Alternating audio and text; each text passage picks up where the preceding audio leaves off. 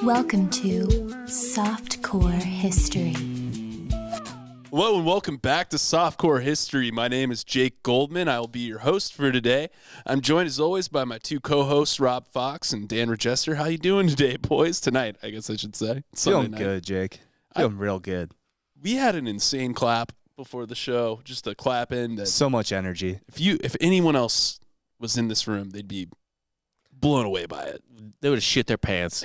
It almost made me shit mine, to be completely frank. I'm prairie dogging right now. Oh, yeah, just poking out just a little bit. How was your weekend? Yeah, how's your weekend? Full of shit pants, in fact. Yes. Yeah. We have a new Father of two. Father of two. Now, congratulations. I have a new child. Not a new father, new child. And just changing. I forgot how fucked up infant shit was. Yeah. A lot of people are going to expect me to take shots at your newborn. You have no beef with this one. No, I don't. This is the first one. I'm cool with Finn. Yeah. We're all fans of White Jake. Oh, yeah. Well, you'll find out on the Patreon why he's called. You should subscribe to the Patreon for why his name is White Jake. Yeah. Patreon.com/softcorehistory. But yeah, I welcome Finn with open arms. I appreciate that. Yeah. Yeah. With arms wide open. You should only buy Finn Christmas presents every year. Mm-hmm. Like literally just every year Finn gets a Christmas present from this guy, Dan. Rory gets none. And Rory doesn't get anything. Delco Dan just rolls up in a fucking under the Christmas tree from Dan. Yeah. To White Jake. You always know it's from Dan because it's wrapped in newspaper. From Danta. Yeah, Yes. It's wrapped in the funny papers section of So no, it's just an HEB coupon catalog. that. Yeah, that, it's whatever I too. find in the mail. Yeah. I'm not actually getting a newspaper. Fucking Pizza Hut A collections coupons letter. and shit. Yeah. It's in a Pizza Hut box. Yeah, it is probably a collections letter. It's let's actually be just honest, Pizza yeah. Hut. You get him Pizza Hut. Well, if he's anything like his father, he would appreciate it. Pizza Hut is, by the way, someone messaged me or posted on Patreon. I think it's posted on Patreon that Pizza Hut is in fact the best chain. We're not doing this again. We're not, but it's just I know. I'm right. A random person. Yeah, Just kidding. A Patreon subscriber. yeah. Who we love. Who we love. Patreon.com /Softcore History. where we do what?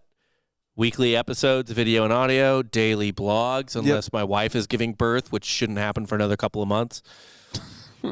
What'd we talk about this week, Rob?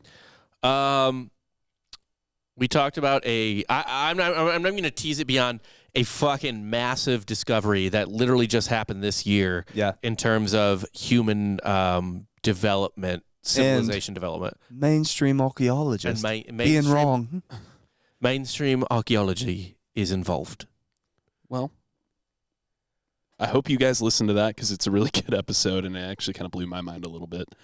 But today, we're going to be throwing it back a little longer for me than normal. Past 1955. Yes. I thought you were going to be like longer ago than 20,000 BC, which is when mine took place. We're going to be talking about the formation of the sun. Oh, okay. It's Yeah, hilarious. yeah. Lots of really funny stuff. There was this one hydrogen atom that was like, no, and it just like went off and did something else. It's a real wild tale. Nah, man, almost exactly 106 years ago to this day. Wait, did you say 6 or 60? 106 years ago to this day. Almost. We're a little past it. Happened on January 16th. But an amendment to the Constitution of the United States would be ratified that changed the very foundation of this country's landscape. It was an idealistic vision, an experiment in the restriction of personal liberties that demanded the sacrifice of individuals for the hypothetical greater good. Prohibition. No. Yeah. What? Yeah. 106? 106? You got to think 100 years ago is 2023. 1922. Prohibition didn't happen in 1916. It happened in 1919. 1920. Oh, I did my math wrong. Yeah. Listen, we've already talked about how we're bad talked at about math. it on the Patreon how I'm not good at this. So, yeah. I was like, that's definitely not even close to fucking accurate. No. Or I guess it's kind of close. You're only a couple of years off. Yeah. We certainly weren't outlawing alcohol in the middle of World War I. Yeah, no. So, whatever many years, over 100 years ago. Is this a dry January episode, essentially? No, it's no not. one's doing that, right? It's so stupid. No. Yeah. I don't believe in that. I'm That's dumb. hungover right now. This is, of course, yes, the 18th Amendment, which kicked off a 13-year period of prohibition in the United States where the manufacturing, sale, possession, import, and export of intoxicating liquors was explicitly forbidden. The lead up to the creation of the amendment is a period that shows quite possibly the most effective and powerful single-issue activist group in our nation's history, the Anti-Saloon League. Women, yes. It's women. It's always women's fault. If you'll note, if you subscribe to our Patreon, I did an episode, or not an episode, a blog on this lonely woman's New Year's Eve party that happened in like 1898. And it was like they all had dinner together, and like some other like unmarried rich woman like threw it or whatever.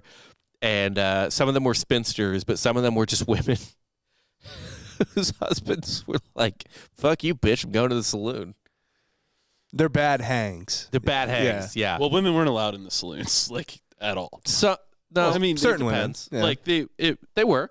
They weren't welcomed, I should say. No, that's not true. It wasn't just a dick cock fest. Like, it depends on the saloon. So, for example, look, I read through these fucking newspapers every day from 1898, which is so about 20 years-ish before Prohibition. There were, like, for example, the episode we did on the main feed that inspired the blogs about the raid on Dago Hill or whatever. Yeah. The bar there. Like, there were women in those, but maybe it was some... it's interesting you mentioned... Dance hall, I should call it. It's interesting you mentioned those specific type of establishments.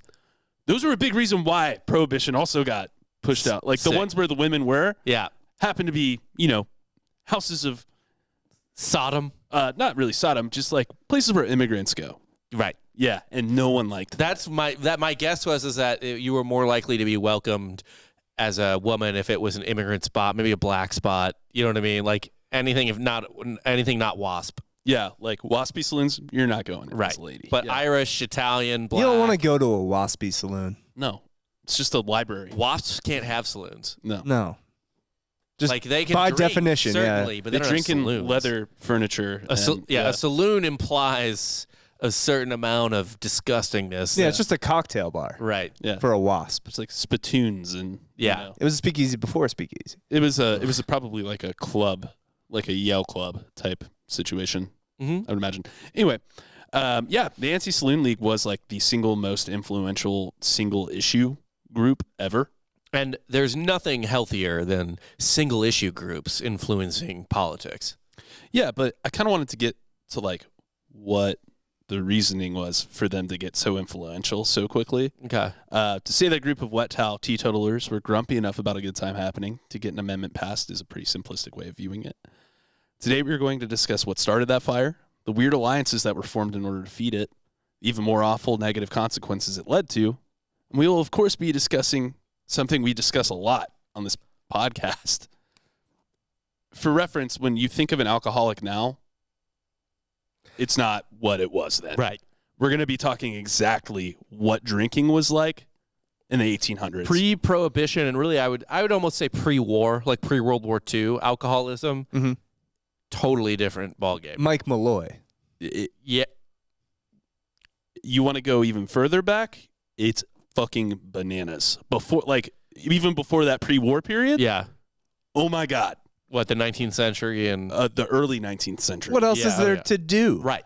Yeah. So that's sort of the double-edged sword of human history, right? So we talk about like how'd they figure out all these constellations? How'd they figure out how to tell time and writing and all this stuff? And it's like, well, they didn't have anything else to do. But here's the thing.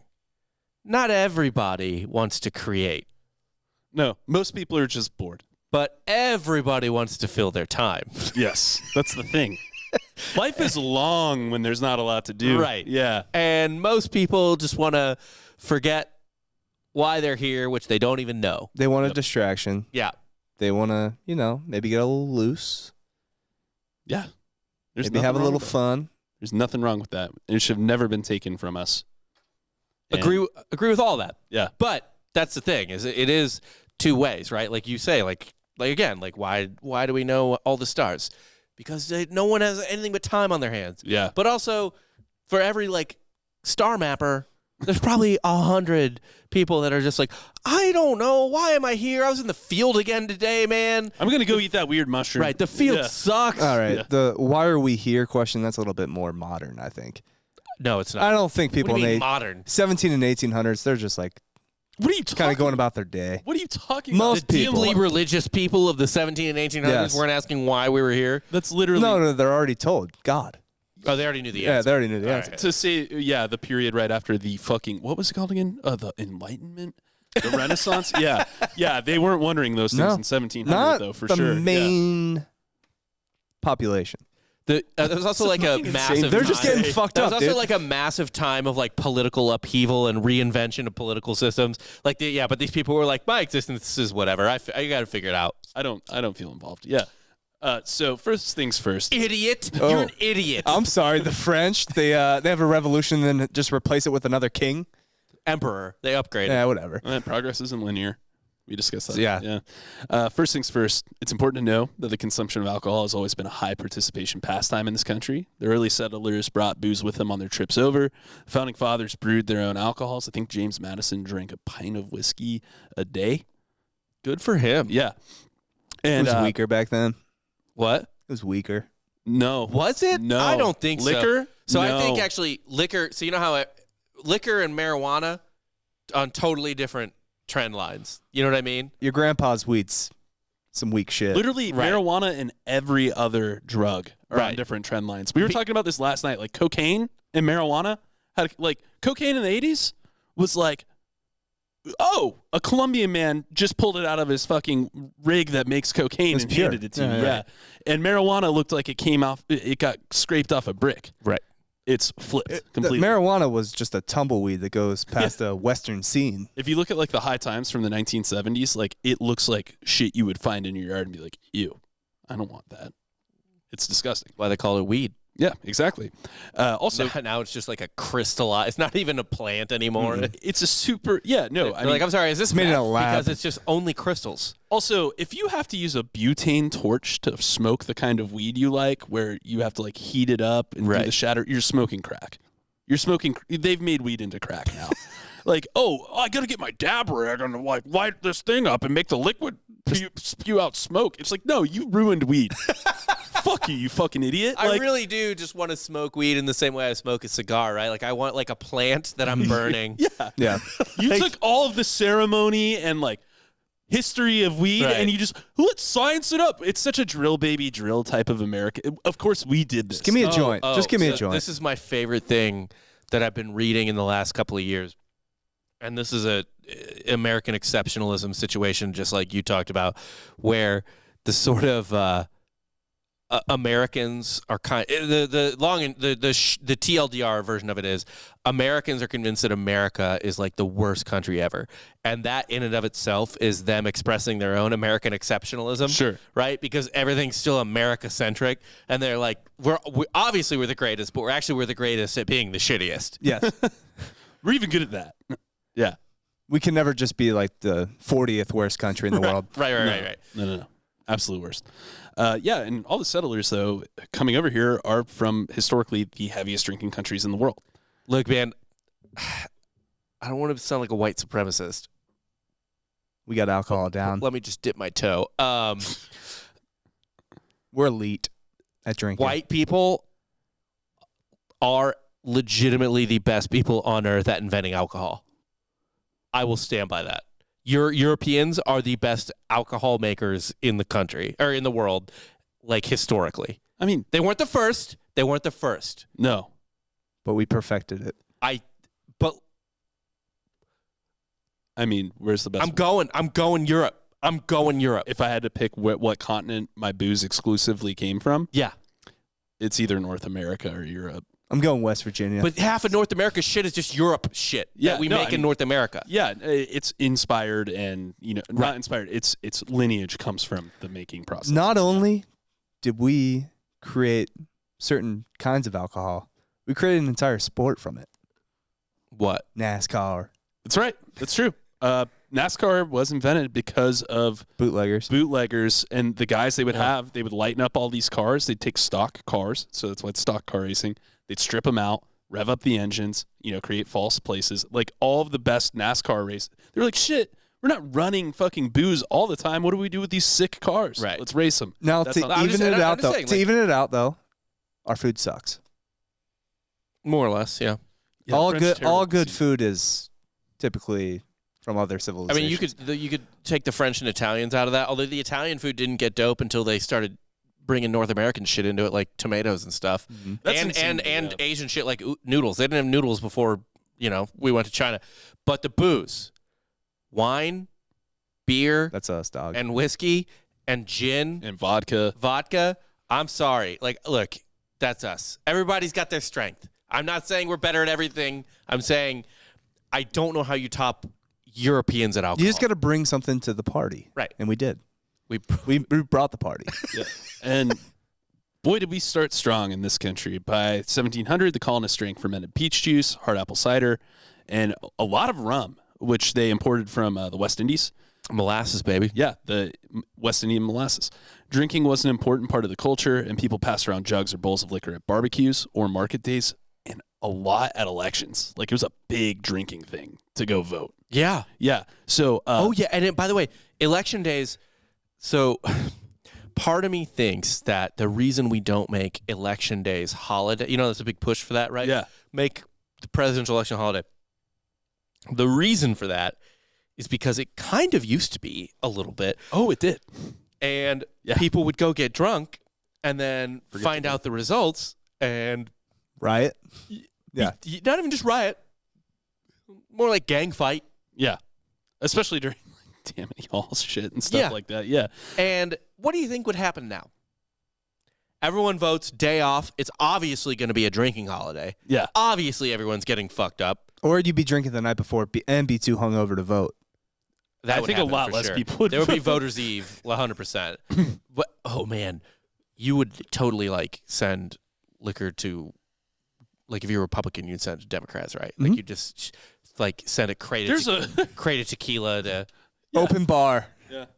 All you can drink, baby. right. Like if you're Like in downtown Houston, there's just a Ted's. There's a Ted's that opened up. It's free whiskey. free day? liquor Monday night only. Watch Monday Night Football. Drinks are free. Yeah. Just pay dollar cover. You like weigh wings too. Yeah. Honestly, if you're a small business owner and you're that afraid of taxes, do you take a 1 day loss of like $40,000 to just like debilitate 10,000 voters or Just take out like 1,000 And you write Democrats. off Yeah. all that shit. Yeah. So yeah, actually, alcohol was so important during elections that candidates gave away free drinks. It's not that they did it as part of like pomp and circumstance of, oh, it's election day. It was almost mandatory to give away booze, and if you didn't give away as much as the other guy, chances are you weren't going to win. You were a cheap bitch. Yeah, they considered you stingy. You weren't going to be good for the country. Yeah. And also, if you didn't do booze at all, you almost assuredly would lose. It was basically a death sentence to your campaign if you To didn't not give out booze. to not give out booze. Yeah, you had to do it. Like, it was Why just else a would he show up to a rally?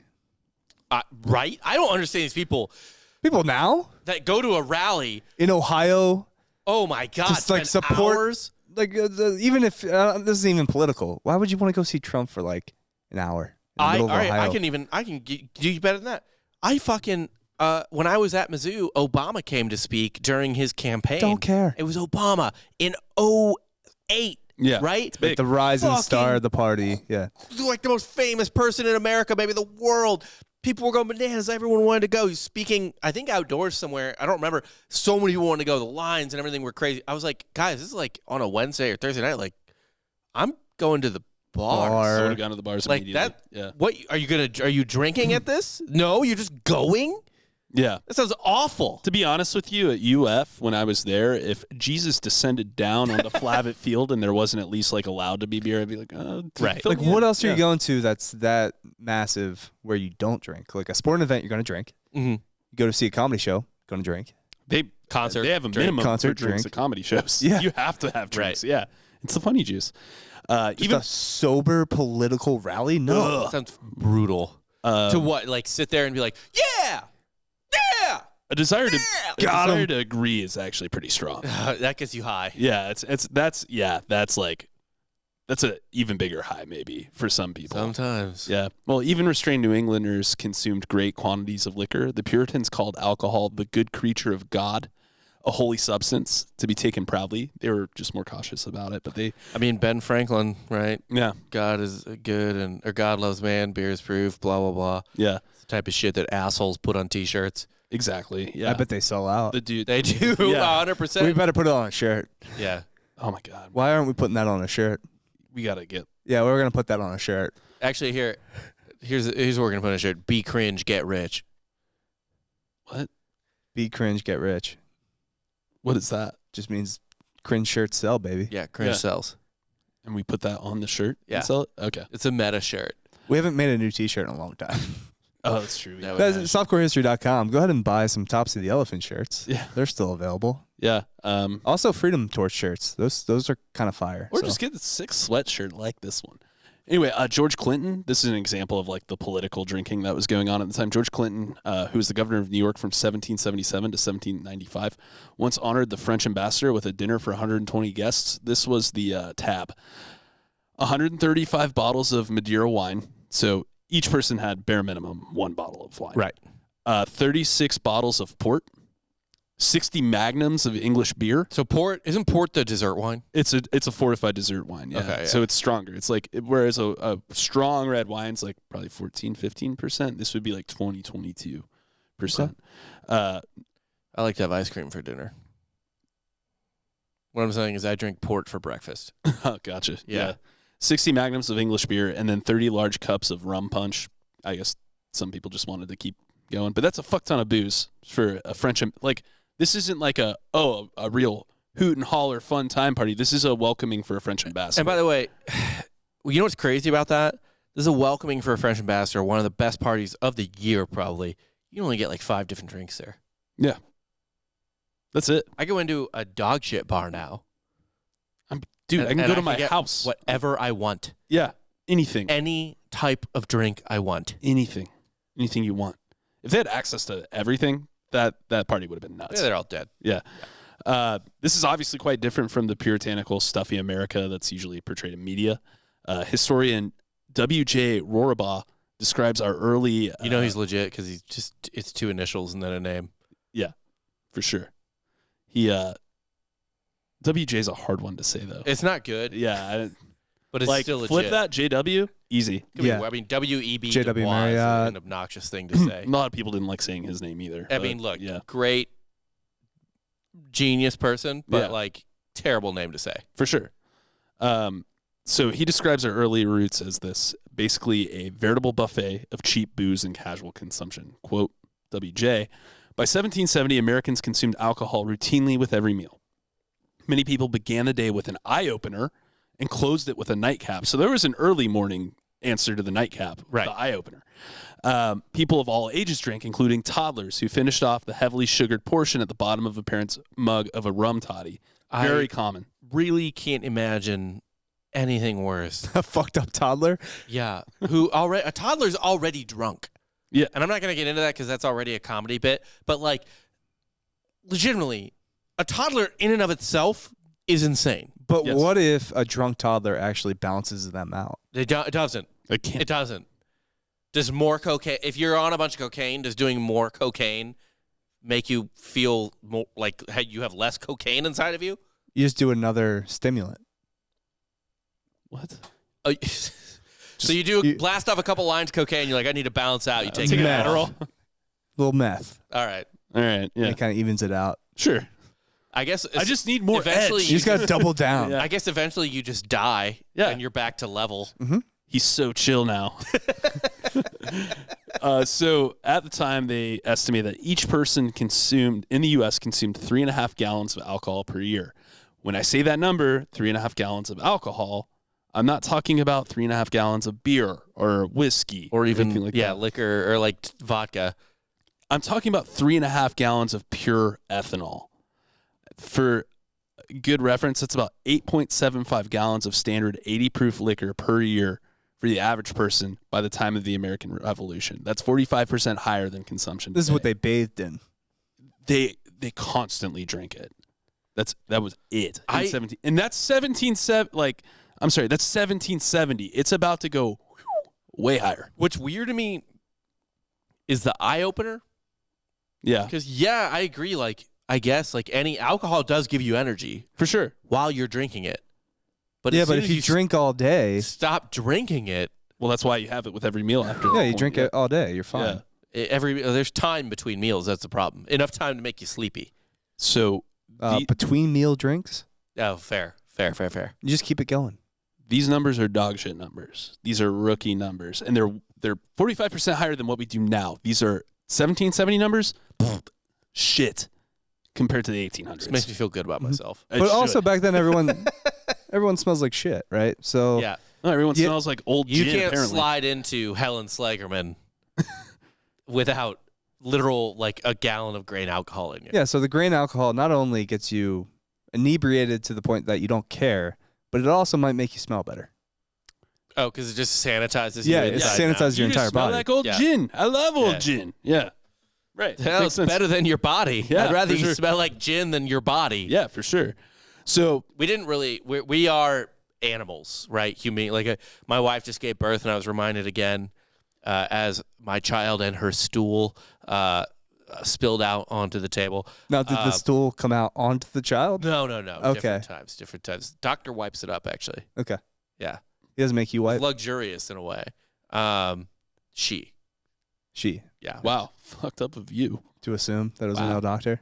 It was both doctors we've had for OBGYN were female. Mhm. But we're animals, and I'm reminded of that every time my wife gives birth. We're animals, and an OBGYN is a veterinarian. Wow, man, I'm glad she doesn't listen. No, it's not. Like so is a urologist, but like that's such an animal moment. But what I'm saying is that we didn't stop smelling like animals until about 1978. Yeah, we're like, we gotta soap it up a little bit. Yeah, more. yeah. We gotta let's put some lavender in that shit. Like, Yeah, the 50s were big for us. yeah, definitely. So the reason consumption exploded in the 1800s happened for a few reasons. Rum began to get taxed, and the Brits distanced themselves from the rum trade in the U.S. because they were starting to depart from the slavery. You know, they were like kind of like, oh, we're out on that. But the settlement of the Corn Belt in the Midwest created this huge supply and surplus of corn. However, transportation wasn't like what it is today, so trying to ship that surplus out further to like far eastern cities on the seaboard, it wouldn't work. The shit would spoil and stuff beforehand, so they couldn't really do anything with it. And they realized, we could turn it into whiskey and we liquefy our assets, and it keeps forever. Mhm. Forever. It only gets better. Yeah. So it keeps longer and it gets older and it's even better. And tastes better. Yeah. And boy, did they make a fuck ton of it because they had a lot of surplus, man. God damn. Yeah. Corn. By the way, America runs on corn. do you know why it's called corn? That's like plant, isn't it? Yeah, so corn used to just mean whatever the local Grain? grain was. Yeah. Yeah. Well, maize is like what we're actually talking about. Right. So corn is maize, but like corn used to just mean like if a French army in the Middle Ages invaded part of Italy, like their different type of wheat or whatever they were growing or whatever, that would just be their corn. Honestly, it wouldn't surprise me if like quinoa just meant corn. Probably. Too. Yeah. But they made a fuck ton of it. Just to give you an idea of the surplus, by the 1820s, how much a gallon of whiskey sold for 25 cents. Man. That's cheaper than beer, wine, coffee, tea, or milk. It was the cheapest thing you could buy that was liquid that you could consume. Yeah. Remember when they would pay you to come pick up barrels of oil? Couple years back. What? That must have been the golden age. Couple years. No, that's true actually. So one of my cousins, several of my family members are in the oil business, and one of my cousins was at UT Maccombs, and he was studying to get into oil, which he is now. But he was talking about at the time. He was joking. He was like, "Yeah, it's not a good time to get in the oil business. It's so fucking cheap." And he was like, "Yeah, someone said in my class the other day, like a teacher said in my class the other day, the good news is oil has hit X dollars per barrel, and it can't get cheaper than that because that's how much the barrel costs." So this is crude, I'm guessing, right? Yeah. Okay. That makes a lot more sense. It was like oil's like oil's like $20 a barrel, and good news, it won't get cheaper than that because the barrel's $20. But 25-cent barrels of whiskey. just a gallon of like think about that. I mean shit, that's like almost that's like 2 handles. A gallon is like what, 3.5 liters or something? Yeah. I don't know. Just imagine going to the gym with a gallon jug of whiskey. Yeah, and Triple X's just it costs you $0.25. Well, before that, it cost you a nickel. How much whiskey do you think you would need to drink to get your best gains, like best lifts? You don't want to be too drunk, so then you'll drop it. probably like three drinks. 3 drinks. I would say you could probably push it to 4 or 5 even, just because you kind of have that, like, your inhibition's totally gone at that point, and you feel kind of like that full. You want to be a little hydrated, so whiskey waters. 3 whiskey waters will do it. Okay. Yeah. A couple vodka sodas or vodka waters, yeah. Anyway, and short whiskey was extremely cheap. Maybe Red Bull in those vodkas. Oh, 3 would be great for that. 3 vodka Red Red Bulls. You're hitting your PRs on everything, and probably throwing up on the squat one. Yeah. Don't do compound lifts though, like overly complicated compound lifts, because then you're going to hurt yourself. Just your bench. Yeah. Just bench. That's what you need to do. Short whiskey was extremely cheap and extremely available, and American consumption soared as a result. The number of distilleries in the nation increased 5-fold to 14,000 between 1790 and 1810. So there were 14,000? Yeah. So there were like 2,000 and change distilleries prior to that? Yeah. God damn. Yep. And by the way, what year again? From 1790 to 1810. Now, when are you going to get so to the countries? I guess Louisiana Purchase just happened. But still. But when are you going to get to the oldest brewery in America? Yuengling? Yuengling. Never going to talk about them in this episode. Damn. Never. Oh, well, now we are. Here we go. Yeah, Free Yuengling. plug. Yuengling. Promote. Man, I used to think Yuengling was so good. Me too. It's still fine. Just solid, Now it's cheap sold beer. here, and I'm So it's lost its appeal. I'm sure that's how people who drink Shiner in like Massachusetts feel about it. Oh, my buddy Denny, Shiner Cheer. He's obsessed with Shiner Cheer. They just started selling it in St. Louis. I like Shiner It Cheer. wasn't sold in St. Louis up to like 2 years, like even 2 years ago. Like during COVID, I brought a bunch up when I came for Christmas, and he was like, "Oh my God, it's the best Christmas beer I've ever had." And now they sell it in St. Louis, and he's like, "Dude, I got it." And I'm like, I don't know, it tastes like candy to me. I don't know. I only have a couple. Give it a couple of years, and then you're gonna be like, "Yeah, no, this is." It's good. I've had Christmas, enough. It's a Christmas beer. It's fine. I don't have to do it again. Yeah, I'll have 1 or 2. I'll get like a 12-pack for the year, Right. and that's it. Yeah. One historian notes, quote, "In cities, it was widely understood that common workers," this is how prevalent and common drinking was now. It's like the consumption's ramped up. So in cities, it was widely understood that common workers would fail to come to work on Mondays, staying home to wrestle with the echoes and aftershocks of a weekend binge. By 1830, Sunday scaries. the Monday scaries. Monday scaries, yeah. Yeah, because they were drinking hard on going Sunday. They were Sunday fun daying too. It's like, this is my drinking time. I'm not working. I'm drinking. That's it. So by 1830, the tolling of a town bell at 11 a.m. happened, and again at 4 p.m., marking grog time. So they actually had like a pre-lunch and pre-getting off work kind of time, like pre-happy hour and pre-lunch hour to be like, start drinking. Look, man, Couple lunch beers. Yeah. people don't. I feel like this is a good parallel in a lot of ways for like the opioid crisis now and stuff like that. Like people want to get fucked up. Existing is a weird thing. Yeah. Your mind races. You just want to. Sometimes you just want to relax your body. Yeah. How are you doing? You doing all right? You doing all right? You doing all right? I'm good. Do I have to raise Finn? Are you racing? I'm fine now. Although I mean, it's really bizarre to bring. Did you name a godfather for Finn yet? Yeah, you're not it. Nah. No. Shucks. He just said he was going to give him a present once a year. Yeah, I was gonna give Finn a gift every year. Yeah. For Christmas, birthday. That's not even for Finn though. That's to spite Rory. Yeah. It is a spike gift. It's a spite gift. It's a spike gift. Which we are huge fans of here at this podcast. Yeah.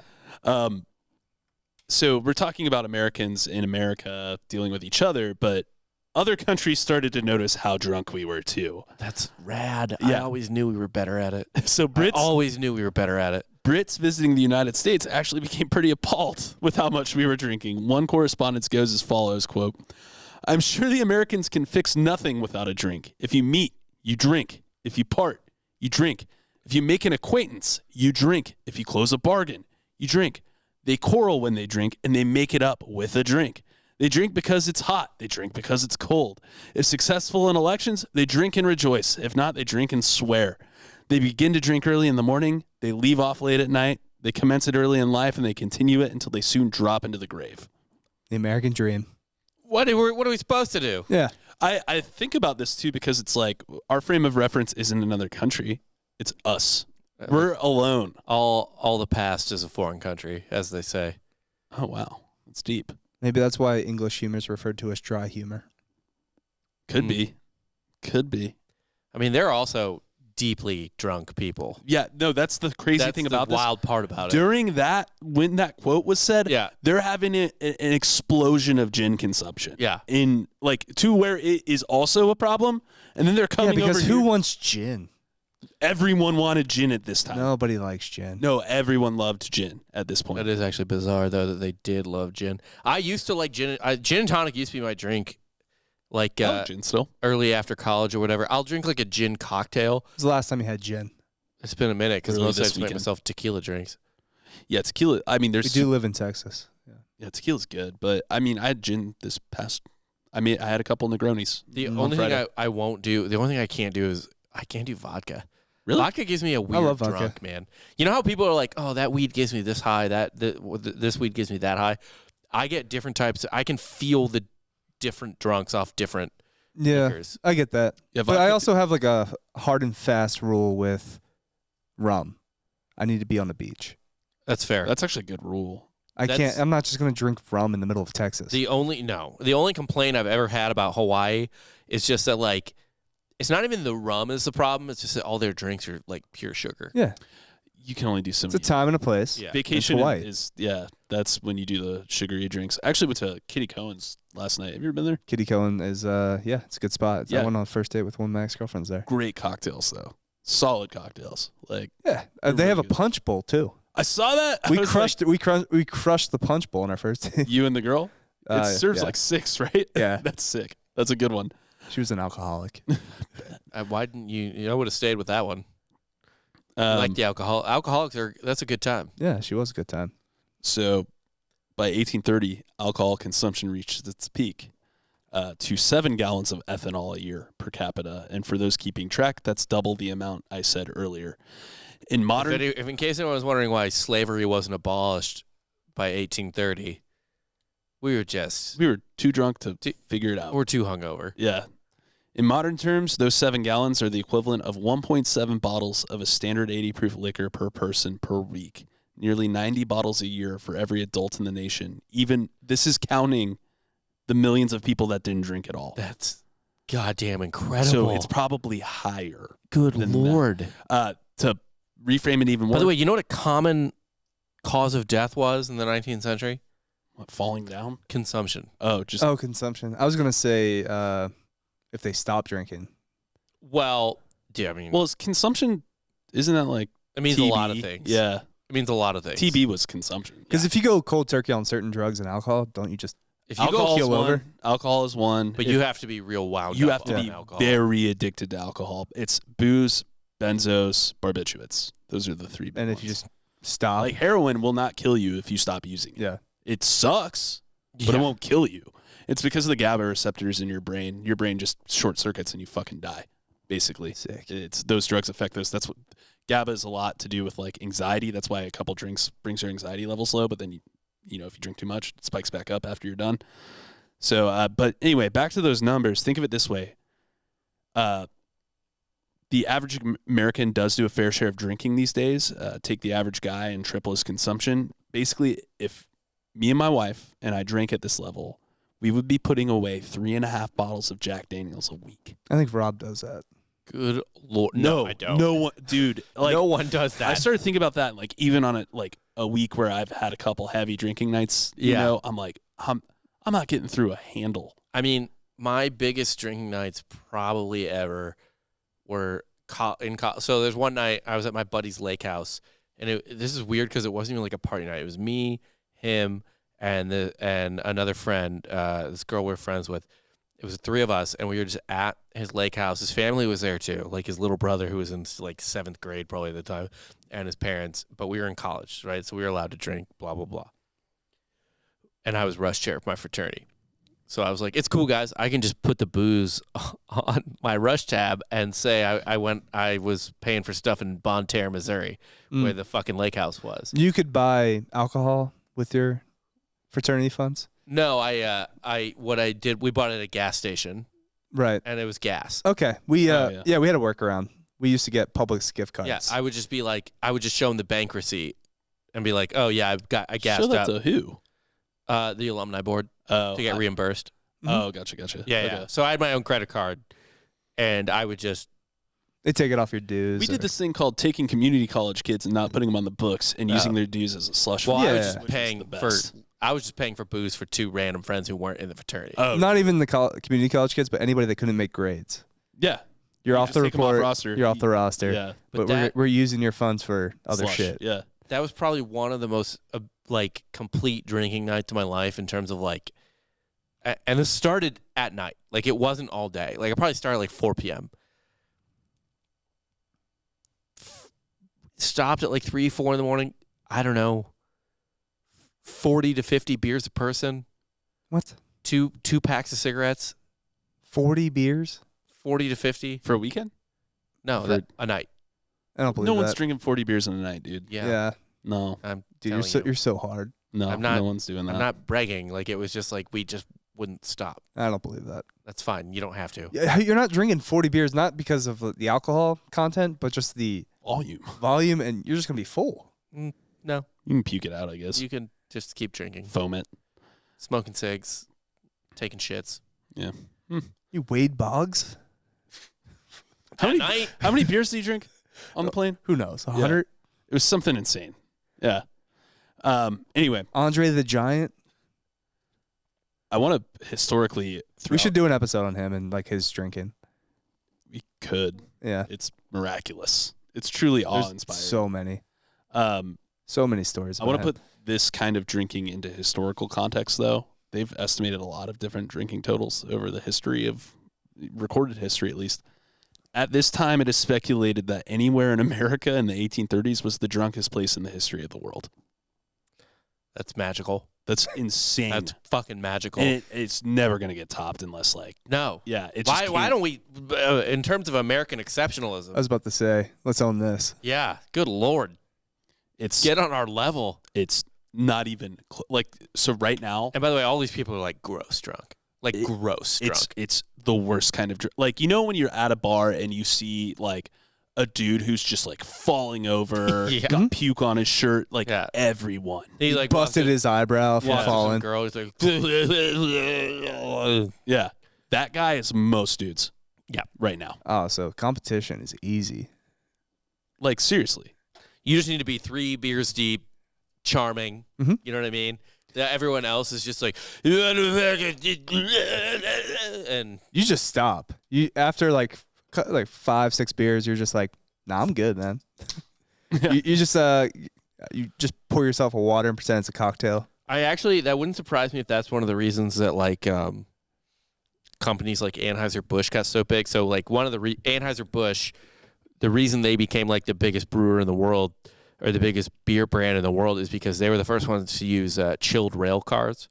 Like they used refrigerated rail cars or whatever that, so they could ship their beer further.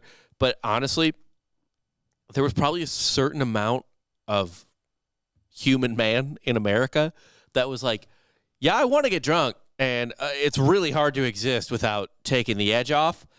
But is there any way I could not drink pure grain corn alcohol? because I can't help myself and I drink too much of it. Right. Yeah, and my dick doesn't work.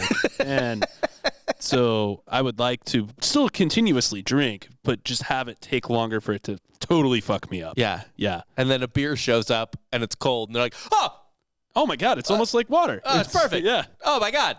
Yeah. I'm feeling a buzz. It's not too bad. I don't need Like, to eat. Yeah, Jimmy already had 2 glasses of his stuff, and he pissed his pants. I'm good. I have to pee, but I know Yeah. to go to the bathroom. Feel a little full. Yeah. But I guess Actually, I just won't eat that's dinner. that's a benefit at that point too. I feel full from this drink. Right. Yeah, that's a huge win. So the 1830s is pretty much when you start to see the rise of the temperance movement. And when you take it in this context, it makes a lot of sense, right? It wasn't The Templars? A lot of husbands coming home. The Templar stand. Yeah, the Templars showed up. The Knights of the Templar.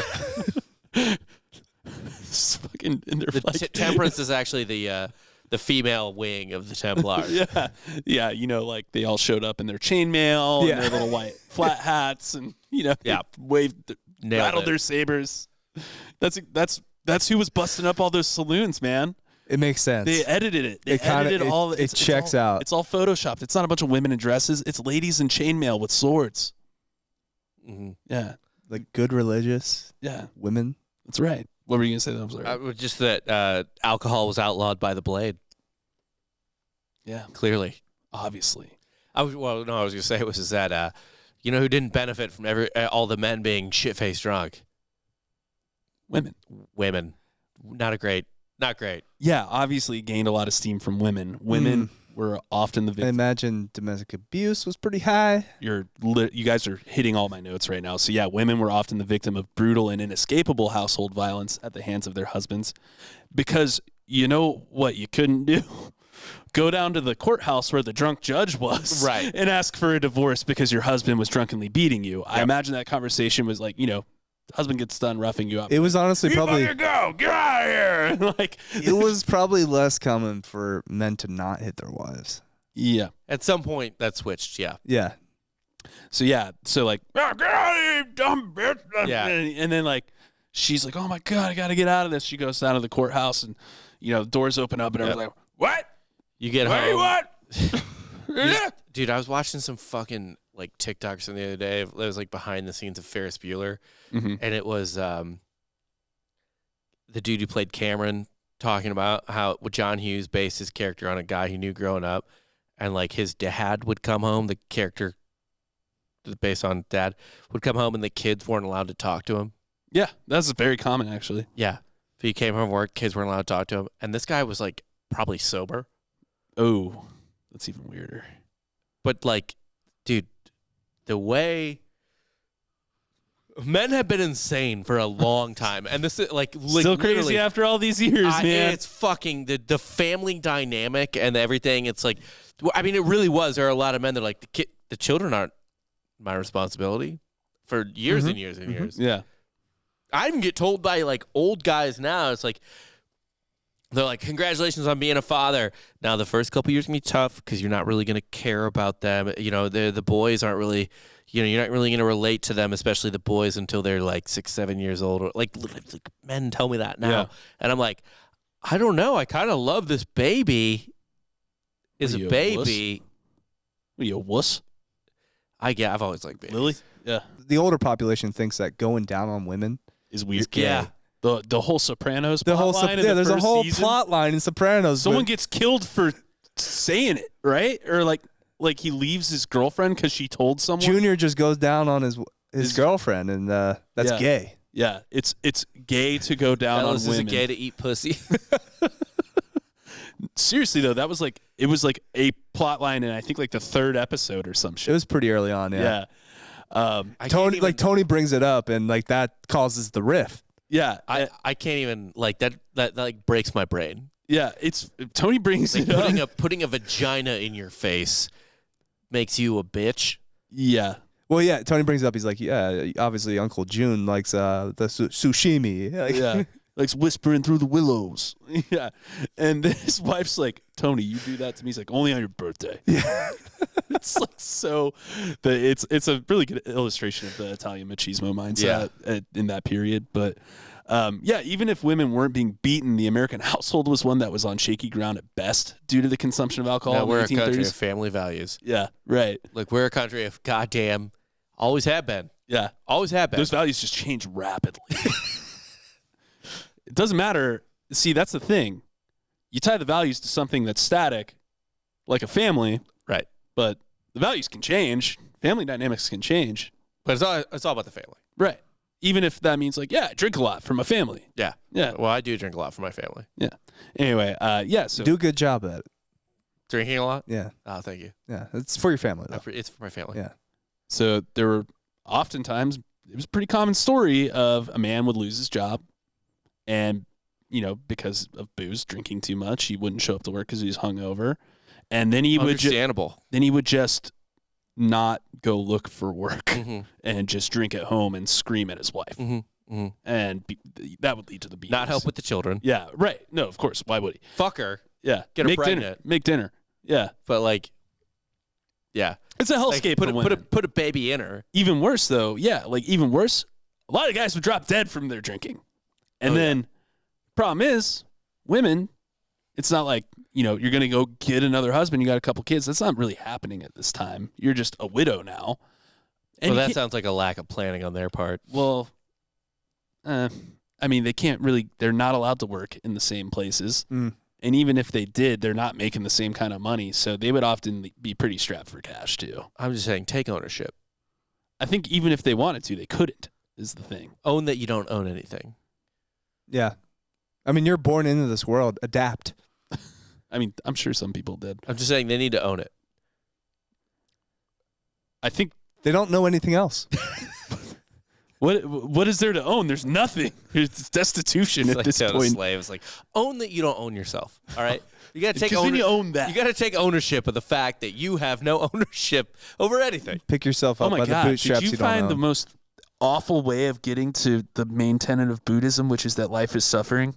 Did you just do that through telling a slave to own that they don't own themselves? Probably. Buddhism sounds stupid, to be honest. Oh man, it's not dumb. It's just realist.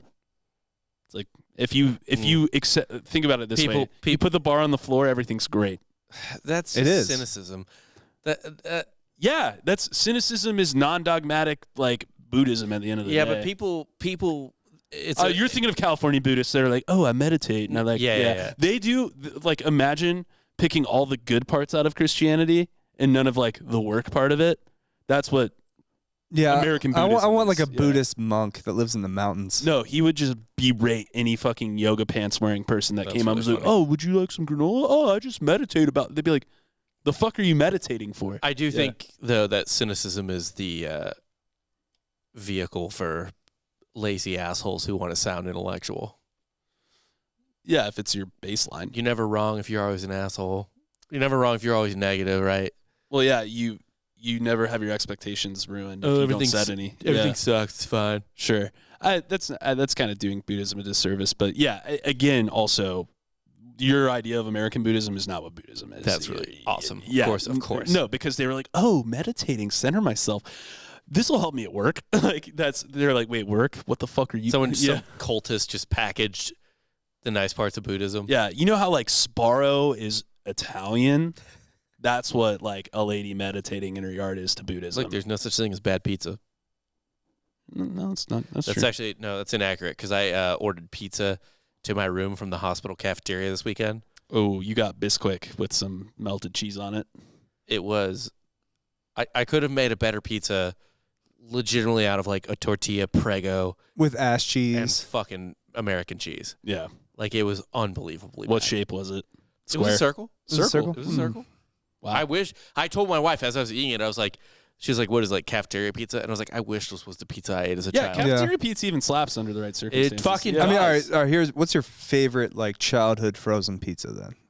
Favorite childhood frozen pizza? Like Celeste. Red Baron, bro. Elios. I like the squares. There's like some local ones that do St. Louis style pizza, but I'll say but like in a pinch, you're a kid, you're heating it up in the microwave pizza, not the like DiGiorno thing. Dude, okay. Look, Totino's party pizzas. Yeah, that's the only one I can really do it, think man. of. I used to, one thing I miss. I might go get Elios right now. What? I might go get some Elios right now, dude. One thing I miss about college is like legitimately like I worked a minimum wage job. It did not pay for college, but $20 a week. I shopped for groceries when I lived like in a house with roommates or whatever. A couple of Totino's party pizzas at $1 a piece. Cheap turkey, bread's like $2. I mean, like every once in a while I would treat myself. Did you ever make a bread sandwich? Oh, fucking yeah. Toast on the outside, bread on the inside. No, I never got that good. I never made it like that, but I would do a lot of like oh, this is bread with bread in it. I mean, Well, it's a texture thing. I did get a job at Quiznos because I was like, oh, that'll cut into my grocery bill. It's an extra net positive because that's taking several meals a week. So it's like you're getting paid even more. Really. Right. Yeah. I think what I'd often do is like we'd have all this bread and like cold cuts left for the weekend because we didn't have like fraternity house food meals for Saturday and Sunday. So you'd get like a bunch of dinner rolls and just fucking put some butter square, like a little square packet of butter. Some peanut butter. Yeah, something like that. You just always have cold cuts in your fridge because there's always bread around. I ate so many sandwiches in college. It was fucking insane. This is my main food group. So yeah, well, women and anti-alcohol men, because there were plenty of them across the country. Simps. I hate booze too, babe. Yeah. Yeah. As fuck. Across the country began to organize and grow their temperance and anti-saloon societies. No one really cared at first because the majority of the people were women. And guess what women couldn't do? Vote. Yep. Women couldn't vote, so it didn't fucking matter. That's nice, sweetheart. Yeah. All right, you keep yapping. So We're going back into the saloon. yeah, so the drinking led to the suffrage movement, and it kind of goes hand in hand with women. It pours. The suffrage movement exists, but this pours. They wanted to vote anyway. Yeah, but this pours gasoline on the fire, and this makes it the biggest single issue in the United States. Yeah, drinking. Funnily enough, you mentioned Anheuser-Busch. Big beer and liquor also lobbied heavily against women's rights to vote because they knew it would lead to prohibition. They knew the pendulum was going to swing the other way. Was Woodrow Wilson like a giant alcoholic? I'm sure like almost every president. Wasn't he like anti for the women's movement at first? yeah, but he was also he was pretty a regressive person in a lot of ways. A lot of ways, right? He resegregated federal offices. Didn't resegregated it. Didn't he try to like go off of? He tried to like redo something with currency too, or something like that. I don't know that. He tried to do something really wonky with currency that didn't happen, but it would have been like bad. And then he had like a stroke or something, and his wife kind of ran the country for a while. Last year, yeah. He wasn't. I'm thinking of Andrew Jackson. I'm sorry. He was not a bad president. Woodrow Wilson's kind of getting a reevaluation, which is fine.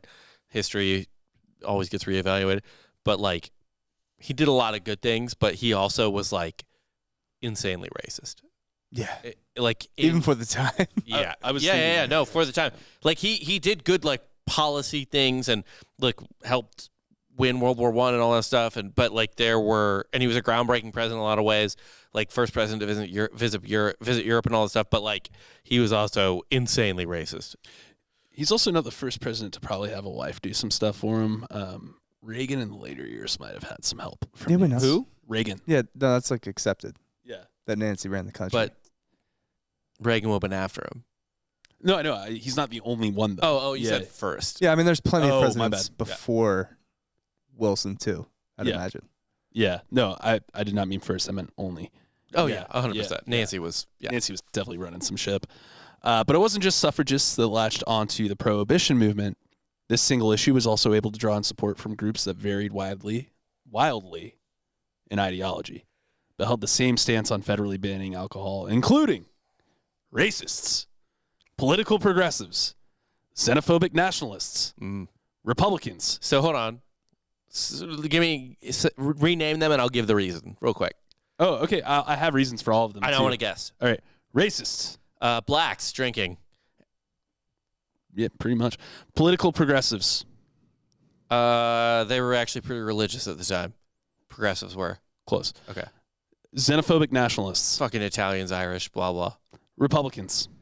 That one's a tricky one. So Republicans then, they actually still would have been pretty progressive. This was pre kind of the switch. Fuck. So I'm going to say Republicans. The Republicans for this, think post Reconstruction, like late 19th century. We're not talking 1830s anymore. Okay. We're talking leading up to Prohibition. Something weird and businessy. Yep, for sure. And both pro and anti-labor movement groups. I'm not even going to bother to guess that one. It's hilarious. Okay. We'll get to it. Real quick, Jake, before we get back into the show, we do have some ads. First and foremost, we have Policy Genius.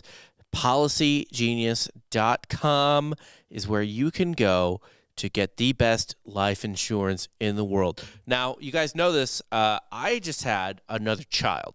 Yes. And the reason I had that child is because 2 children will pay for me in my elderly times better than 1 child will. Yes, of course. But did you know that I might not get old what? and could die before that? No. It's accurate, apparently. I didn't think that. I thought I might live forever, to be quite honest. So far, so good. Yeah. But look, we all hope we never need life insurance, but there are mortgage payments, childcare, and other expenses that don't disappear when you're gone. I've got a family. Like I said, I got 2 kids. You guys don't have a lot to live for, so I don't know. Maybe you don't need this. But I do. Life insurance through your workplace, probably not going to offer you enough protection for your family's needs, and it won't follow you if you leave your job, since life insurance typically gets more expensive as we age. For example, if someone's getting a prostate exam every year, Yeah. a little more risky to insure. Right. And then lithe 20-year-old, whatever. Right. You know what I mean? Just a sexy, hot 20-year-old, gender irrelevant. Pennies on the dollar. Right. Yeah. Exactly. Now is the time to buy it. Now is always going to be better than tomorrow to buy life insurance. Always, no matter how old you are. Policy Genius gives you a smarter way to find and buy the right coverage for you and your family. Look, I got my life insurance through Policy Genius. It is the best. They are incredible. They just guide you through the whole process. It's like life insurance for dummies in terms of how they guide you through it, but not in terms of the coverage you get, if that makes sense. Yeah. You know what I mean? They make it simple, but you're not getting screwed. Right. You're not getting cheapy, like Walmart life insurance. You're getting good actual coverage. Policy Genius was built to modernize the life insurance industry. Their technology makes it easy to compare life insurance quotes, which I did on their website, from top companies from like AIG and Prudential, in just a few clicks to find your lowest price. With Policy Genius, you can find life insurance policies that start at just $17 per month for $500,000 of coverage. And Policy Genius has licensed agents who can help you find options that offer coverage in as little as a week and avoid unnecessary medical exams. All of that I love. Their experts are really incredible. And by the way, they stay on top of you. Like if you miss a form or you need more information, like they get on you. They call you. They're sending you info that you actually want and need. They're not incentivized to recommend one insurer over another, so you can trust their guidance. There are no added fees, and your personal info is private. No wonder they have thousands of 5-star reviews on Google and Trustpilot. Your loved ones deserve financial safety. They deserve a financial safety net. You deserve a smarter way to find and buy it. Head to policygenius.com or click the link in our description to get your free life insurance quotes and find out how much you could save. That led the charge was the anti-saloon group. And at the time, and possibly still today, it is the most powerful political pressure group in the history of the United States. They got an amendment passed to ban alcohol. That is an insane... People don't give enough weight to how insane it was. Something that universally loved. It's in the Constitution. Yeah. And then the only way to get out of the Constitution... You have to pass another amendment. In the Constitution! Yeah. Do you know how hard it is to get an amendment in there? The United States Constitution says alcohol is banned. When's the last amendment that got passed? And then 3 lines down, it says it's not banned. Wasn't it like 93? It's the last amendment? I don't know. That was added? It's been a while. Yeah, it's been a long time. And it's hard to do it. And it's incredibly hard if the amendment is based around restricting civil liberties. Yeah. Like one that is everyone's favorite. You have the right to get fucked up. The last constitutional amendment was May 7th, 1992. The 27th Amendment. Hold on. What was it? Delaying laws affecting congressional salary from taking effect until So it's bureaucracy. It was a raise. Yeah. Yeah. Okay. So by focusing itself on a single issue, they were able to win over people from socioeconomic classes that would otherwise not bother even setting foot in the same room as the other groups that were in their same pen, basically, for this issue. This made the ASL a machine that had incredible influence in American elections and policymaking. They basically got a bunch of people that hated each other to work together to form a super lobby. And this might be the biggest argument against consensus agreement I've ever seen in my life. Like, we should have people arguing all the time if the result is this. We should have people not wanting the same things constantly. Yes. Yeah, it's a necessary it's not a bug, it's a feature. Yeah, it drives me insane. It's like, why doesn't the government work fast? You don't want a quick-moving government. This happens. This happens. Yeah. And then they have to undo it. Right. It should take a while to pass a law. Yeah, law. You know who's really efficient with their laws? China. Yeah. Dictatorships, yeah. They're crazy. Yeah, and it's so funny. It's like, it should be easier to pass a law. Okay. Do you know what happens when you break a law? Right to jail. Yeah, you lose your freedom. Right. So maybe it shouldn't be. Maybe it should take some time. Yeah. So by doing this, members of the Ku Klux Klan found themselves supporting the same legislation as prominent female suffragists. Pro-labor progressives dedicated to the plight of the urban working man were somehow allied with anti-immigrant, anti-labor xenophobes. So, well, to be fair, the Klan was also definitely immigrant, probably labor too, to be quite honest. Oh, yeah. No. Also, with this connection to the Ku Klux Klan, women, you've been canceled. Yeah, women are canceled. Yeah, so it's like historians consider this happening with this much steam the most confusing thing in American history. I'm actually surprised the Klan was that into it. You got to think there's a lot of shiners in the Klan, right? Are they religious? We'll get to why the Klan got into it. Okay. Are they like evangelical? Yeah, but there's still just a lot of moonshiners and stuff. But those moonshiners are actually maybe cooler, and they don't care about shit. What's the big? Oh, they were cooler, Rob? Than the Klan? Oh, I thought you meant like the part of the Klan. Oh, the moonshiners in the Klan. The moonshiners were like so anti-law, anti-establishment. They were just making shine. They don't care about nothing. Yeah, the suffragists are probably the only people you want batting for you, like, or want to be like, oh, well, you know, the whole temperance thing wasn't bad because women's voting. It's like that's like the only bright spot of that. I know. You know what I call this? Big tent. Why? That's like the joke. It's like the Democratic Party, big tent. Republican Party, big tent. Get a lot of different, you know, each party's always tries to be like, hey, we're a big tent. You know, we've got a lot of people under us. But this is the biggest tent. This is the biggest tent. And it's a circus. Yeah. It's a fucking circus, it's a circus tent. Yeah. So the KKK wanted temperance for a few reasons, mainly because racist, dry supporters demonized black Americans for their alleged susceptibility to the debilitating effects of alcohol, falling back on old cliches of black lust for virginal white women as reason for taking alcohol out of the hands of black men. But also, keep in mind, around this time leading up to Prohibition, we have this very influential movie come out. Birth of a Nation. Birth of a Nation. And which Woodrow Wilson screened at the White House. Oh, my God. Mm-hmm. Yeah, it's a bad one. It's basically... Now, granted, well, that's the first... as a film, it's it was incredibly innovative for its time. Yeah, because it's the first narrative, I think. It's first modern propaganda, too, like in that level. But even just the filming techniques and stuff, it just did a lot. It did But I think Birth of the Nation is literally the first movie with a narrative. That can't be right. Why? Like The Great Train Heist doesn't have a narrative or a plot? Like, do you mean like a like full-length feature film? No, I think the scale of it and the length of it and there's Are you saying a like lot of shoot I'm gonna look it up. Are you talking like narrative as in voiceover narration? No. Or, No, like, I mean, it's an actual there's a narrative. story. Like a story too. Like a beginning, middle, end kind of. I think it's kind of the first modern movie. Would be a better. It is a very modern movie. Yeah. So this whole temperance thing. Yeah, you got the right to vote. That's awesome. Glad for you. This Birth of the Nation thing led to a lot of people trying to get the KKK back, and it did, and it did, and you know they were worried about city centers getting too big. A lot of where the KKK had influence, though, was first blockbuster Hollywood hit. Yeah, wow, not first movie with a plot. A lot of movies early on were not narratives; they were just kind of like avant-garde bullshit. Yeah, but it wasn't the first movie with a Journey to the Moon. Lemire, whatever the fuck his name is. That fucking moon with the rocket in its eye. Yeah. T-shirt or whatever. So a lot of dry supportive places, like places that were like, yeah, we want this dry legislation, it took hold a lot more in rural centers because farmers could make their own booze. Right. And they could do it. It was like whatever. But the KKK realized they weren't going to get they were gaining some traction in cities, but they knew they could get a lot more like control in rural areas as well.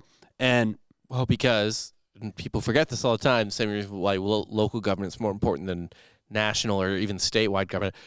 Your vote matters more the less voters there are. yeah, especially in your area, Right. Yeah, So if you're controlling what you're passing a local law is going to have more effect on you than passing a federal law, depending. But so a lot of places had local dry laws already. Dry counties and stuff, right? That's why you see that. And who better to enforce these laws than the KKK? Hey, we're already here. And, we've already got horses. We got uniforms. Yeah. We're good. Just give us badges. And that's what they did. They did that. And so a lot of the problems that are systemically bad in rural, like obviously there's systemic issues in policing, but in rural, dry counties are because the KKK ran the fucking police force for years. Yeah. And yeah, it's so weird. All the black and immigrant houses would get raided for suspicion of alcohol possession. And, shit would go missing. The wine never turned up. But, like, there's often reports of, like, they'd kick in our door and just drink our booze and make fun of us. Like my grandma always said, you should never be Irish in Tennessee. She said that? No. My grandma said that too. My parents just said you should never be in Tennessee, period. That would make sense, considering one Tennessean sniffed you out immediately. It's incredible. Guy's got the nose of a bloodhound. Might have been Smokey in a human suit, for all I know. Just a blue tick. Xenophobic nationalists had a ton of different reasons to latch on and want it. Irish, Pole, Jew, Italian. They're getting drunk and ruining our city. Same thing as kind of the KKK, really. Yeah. But the xenophobic nationalist part of it is really simple explanation. World War I created a good amount of hate toward German and Austrian immigrants. Yeah. And who happened to be the big boys in beer at the Germans, time. baby. Yeah. So, like, the whole big It's German. honestly impressive that Anheuser-Busch just kept their name. Yeah. They should have. They were like immediately American Beer changed to, Co. like, Smith and Jones. Yeah. So that was a pretty big reason too. Is like around the World War I stuff, everyone was like, "Man, fuck these Germans, and they're ruining our cities and this beer and all this shit." It's pretty. It's so easy to bizarre connect to the me that dots. World War I made people hate Germans. I mean, dude, German was almost. I mean, look at the cartoons from back then. German was the second most spoken language in the country At that time. at the time. It was almost like going to be adopted as like we would have had two The national same way languages. people are like, you know what? Everyone should know Spanish now. Yeah, but the Back Kaiser, then, it was like everyone should know German. Yeah. Kaiser was kind of a buffoon, right? A buffoon, yeah. And also, the Germans were not really bad guys in World War I. No, but he was just a moron. Yeah. Well, so is the Tsar, So I'm going to get who into. was on our side. But sorry. Go ahead. No, you're fine.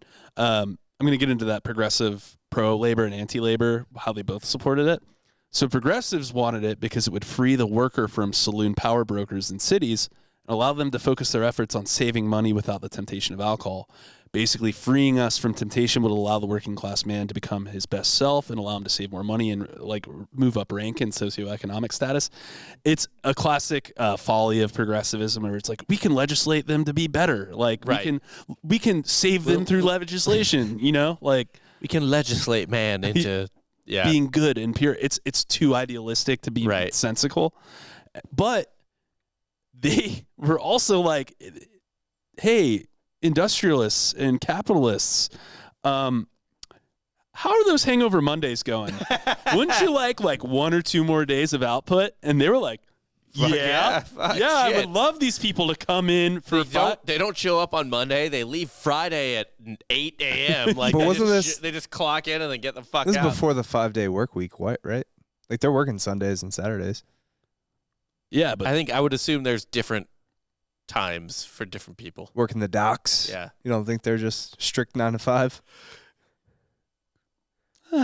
Probably not. No, well, I mean, either way, people are missing work. Yeah. Right. Because of this shit. And like, if you ever see cartoons, like political cartoons about this period, like before, like the pro-temperance cartoons, it's not far off probably from what, like, it's probably the least exaggerated political I fucking cartoons. believe it for sure. Yeah. Go look some up. It's pretty hilarious how they portray American life. Actually, the most famous play in America at the time in 1840 was a play called The Drunkard, which was like the equivalent to the Titanic of its time. Really? Yeah. Like people were just upset. It was the #1 thing. Why? Because it was just like, why? I don't. even know. Oh, I don't know. I thought, honestly, I should have probably looked up what the drunkard was about. Fuck. I might do a whole fucking episode on the drunkard now. Yeah, I actually don't know what it's about. I just thought I was like, oh, haha, I drink. Let's just perform the drunkard, actually. Yeah, I don't know what it's about. Line do it for on line. Patreon. Yeah. We'll do a script read. Yeah. So even funnier about the pro-capital thing, 30% of all federal funds at the time came from alcohol sales. So in order to get this passed, there had to be, you can't snip off the government's take No. with prohibition. No. How do you think they got the government to, like, politicians to be on board? What do you think they said would be a good supplement? Income tax? Let's see. That's how the income tax got passed. Jesus Oh. Christ. The temperance movement led Again, to we're the federal income tax. We're canceling women. Yeah, women. I'm not. Fuck. I'm just saying, pro-temperance being anti-alcohol Yeah. led to the invention of the income tax, to then therefore push through the 18th Amendment. It's like I always say, women be taxing. But what's hilarious is, and this is kind of the funnier point. So the income tax. I don't know. I think women inventing the income tax is pretty. In a roundabout way, it's definitely not men drinking too much inventing the income tax. We never. There was a better way to solve that than that. Well, everyone's prohibition too and drunk to income figure tax. it out. Yeah, Yeah, it's like it's weird. It's our own fault. no. This is a perfect. I mean, it's a worthy victim blame, to be quite honest. Yeah, like it's on us. Yeah. it's on us. That's fine. It's on us. Dan disagrees. They're sober. They can come up with an idea. They did. They got it figured out. Come Well, out. they figured. They came figured up it with out, the wrong yeah. idea. They figured it out. You guys were just too drunk to figure out what they were figuring out. Okay. Maybe cut it down to like one bottle a week and don't beat your wife. Could have saved us I income don't know. tax. Little negotiating.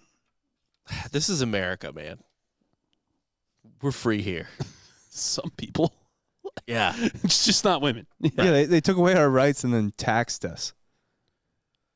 Yeah, kind of. I mean, No, they did. They did. Yeah, they did. They- And This is what they took from us. so the funny thing is, do you know why the repeal of prohibition got so much steam? The sober guys beat their wives more. No. Okay. The industrialists were like, wait, man, I am making so much less money with this income tax now than I thought. I thought I'd be making so much more money with that extra day The of work. output, yeah.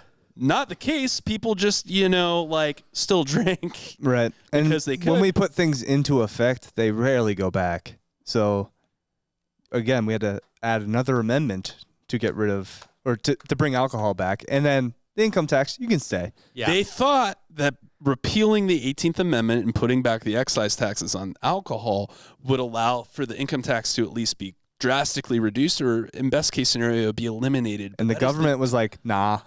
If there's one thing I can assure you is this: if you give the government a stream of income, you are never getting it back. Give them an inch. It is never going away. That's incredible. The people that think there's going to be a fucking sales tax instead of an income tax are insane, dude. It's not, like, because there's no practice in that right now. That doesn't exist. That's in why practice. people that are like super. Isn't that what the alcohol situation was essentially? Well, just on alcohol, though. Think about how much alcohol was being consumed, by the way, that 30% of the federal government's revenue came from alcohol Right. sales. But that's what I'm saying, though. It was a sales tax. Sure, yeah. I mean, I guess, yeah. I don't Or know maybe how much tariffs or something. I don't know. I don't know how much money you would make from the sales tax as the federal government. But they were taxing 30% is insane, by the way, for a sales tax. Well, it. No. The tax wasn't 30%. That was 30% of the government's income, right? But there was a Oh, but there's a proposal now that 30% I've nationwide. seen everything, I've seen state everything tax. from 23 to 25 to 30.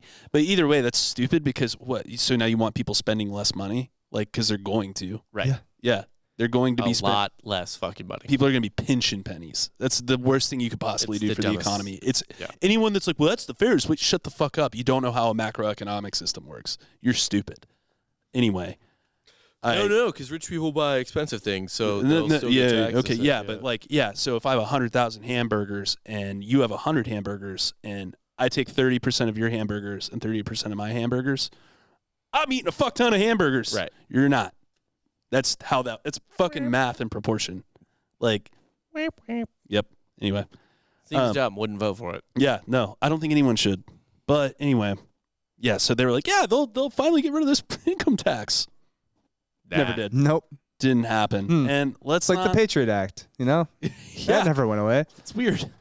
Oh man, something we used to rattle sabers and get people upset and worked up over and feel like it's a greater good for our country was actually used just to strip us of something. Right. They do that all the time. So like when people are very like pro-gun and they don't want to give the government an inch, they have justification because they have evidence in the past that like, hey, you give them an inch, they're going to take the whole fucking. Yeah.